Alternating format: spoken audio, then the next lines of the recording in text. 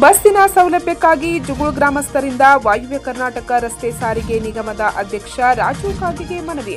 ಸ್ಥಳದಲ್ಲಿಯೇ ಸ್ಪಂದಿಸಿದ ಶಾಸಕ.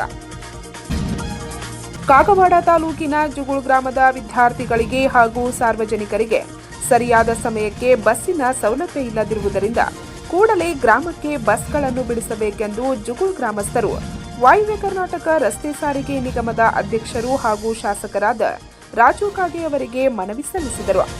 ಮನವಿ ಸ್ವೀಕರಿಸಿದ ರಾಜು ಕಾಗೆ ಸ್ಥಳದಲ್ಲಿಯೇ ರಸ್ತೆ ನಿಗಮದ ಅಧಿಕಾರಿಗಳಿಗೆ ಫೋನ್ ಮುಖಾಂತರ ಮಾತನಾಡಿ ಜುಗುಳ್ ಗ್ರಾಮಕ್ಕೆ ಸಮರ್ಪಕ ಬಸ್ ಸೇವೆ ಮತ್ತು ವಸತಿ ಬಸ್ಗಳನ್ನು ಬಿಡಬೇಕೆಂದು ಸೂಚಿಸಿದರು. ಈ ಕಡೆ ಚಿಕ್ಕೋಡಿಗೆ ಮತ್ತು ಈ ಮಾಂದ್ರಿ ಅಂಕಲಿಗೆಲ್ಲ ಸ್ಕೂಲಿಗೆ ಹೋಗ್ತಾರೆ ಹುಡುಗರು.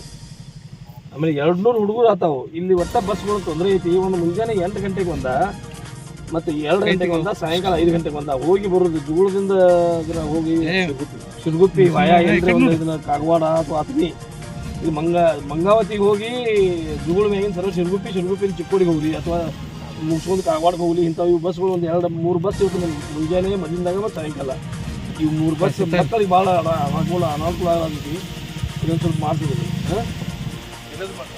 ಮಿರಸ್ಗೆ ಹೋಗೋದು ಅಲ್ಲಿ ಮತ್ತೊಂದು ಏನಾಗತ್ತೆ, ಯಾರೋ ನಮ್ಮ ಬಸ್ ಚಿಕ್ಕೋಡಿ ಮಿರಸ್ಗೆ ಜಾಗ ಇಲ್ದಕ್ಕಾಗಿ ಅಲ್ಲಿ ಹೋಗಿ ಎಲ್ಲೋ ಚಿಕ್ಕೋಡಿಗೆ ವಸ್ತಿಗೆ ಹೋಗ್ತಾವತ್ತ ಅವತ್ರ ಇಲ್ಲಿ ವಸ್ತಿಗೆ ಜುಗುಳ್ ಕಳ್ಸ್ರಿ, ಮಂಗಾವತಿ ಕಳ್ಸ್ರಿ. ಏನಾದ್ರು ನೋಡ್ರಿ ಲಿಂಗಸೂರು ಮಿರದಲ್ಲಿ ಜಾಗ ಇಲ್ದಕ್ಕಾಗಿ ಚಿಕ್ಕೋಡಿ ಕಳಿಸ್ತಾರಂತ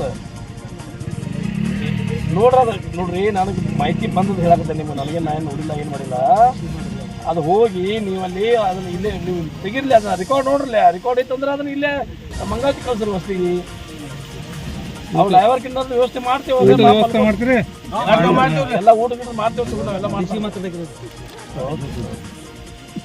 ರವಿವಾರ ದಿನಾಂಕ 24ರಂದು ಸವಳು ಚವಳು ಯೋಜನೆಯ ಕಾಮಗಾರಿಗೆ ಚಾಲನೆಯ ವೇಳೆ ಗ್ರಾಮದ ಅಭಯ್ ಶಹಾ ಈ ಕುರಿತು ಮನವಿ ಸಲ್ಲಿಸಿದ್ದರು.